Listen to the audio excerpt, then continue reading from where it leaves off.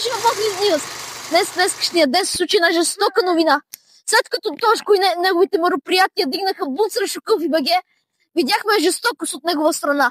След няколко часа след този велик бунт в неговия магазин, решихме да отидем през нощта, докато тренира в неговия прословутите лостове, ейто там жълтите. След това стоях зад кола с господин Сашо. Тошко и тези влязоха навътре в него, а ние викахме отстрани. Но успях да снимам много от записа как го бие, защото също той нанесе 3 жестоки шамара в главата, даже и повече в главата на Тошко.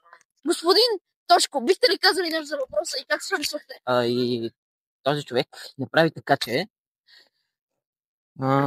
хиляди хора да излезнат. Не са хиляди, няколко групичка деца да излезнат на протест. Днеска направихме хиляди строти. Само и той да спре, така, да лъже.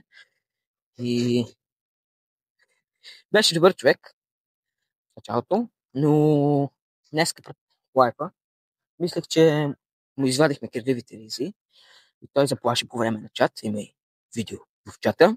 Нека да чуем и наш. Той беше с мен зад колата като крещя. Така искам аз да кажа от моята гледна точка. Така, значи всичко започна като господин Тошко и господин Дейвид дойдоха с гръм и трясък и имаше едно силно хубаво оставка! И накрая като Тошко отиде да се разправя с него и да поговорят като мъжки, той, господина, от един шоп стана като жена и дойде и му наби 3 шамара. Силни шамари. Силни шамари. Какво ще да стане, ако Тошко му беше потешил някъде кръв или му беше направил нещо, или ако Картофа беше го снимал как му удри шамарите, ще влезне в затвор. Или по-скоро, не знам, може да влезе в затвор. Ти шоп, ако гледаш този канал, внимавай, не ми бийте полковника, да. Не ми бийте полковника, защото аз ще го набия него. Аре, чао! Здравейте, фенове на Clean Shop. Както знаем всички, вчера се случи един ужасен бунт. То не е ужасен ден, но имаше бунт, срещу Clean Shop.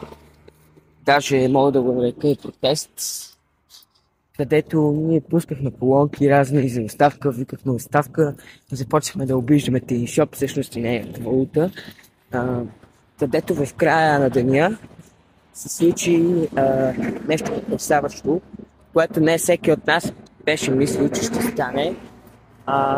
Първо, на лайф му изкарахме така кирливите ризи. Така, продължаваме нататък. Айде кажете колко континента има на планетата. 7. Той беше, Ники беше прав, добре. Аз ги знам. Добре, тогава сега ти имаш право, само въпрос, ти може сега да бъдеш бърз, Филипе, защото ще кажа следното нещо. И има...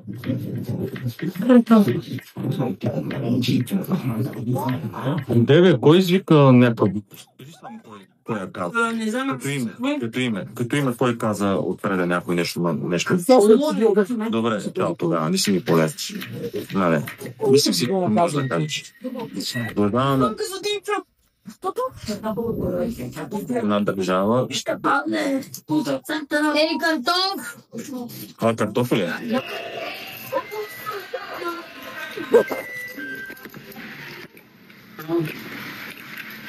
Ще ти взема нямам дома. Добре. Само да сте появи това момченце. Така. И наистина можеш да спечелиш награда.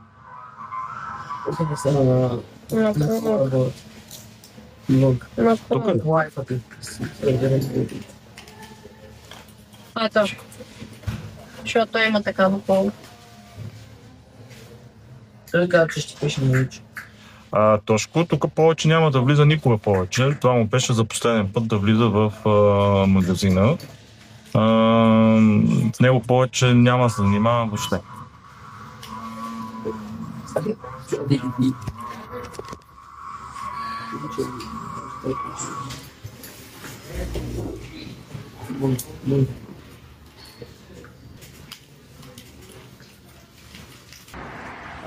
Детето той се ядоса и просто ни казва, като бил два шамара и така нататък и така нататък. И всички видяхме на лайф. През цялото време, докато правихме бунта, гледахме лайфа. Имаше поне 5 телефона, или по-малко, или 4-3. И гледахме лайфа, докато видяхме. И имаме кадри как той обижда мен. И кадри как едно момче излъга, че колонката е била моя, която е свирила. Това е точно. Защото той има такава колонка. Искам да кажа, че нито едното, нито другото е правилно. В края на деня той буквално дойде до мен и ме шибна 3 шамара, силни. Мъж наби 3 шамара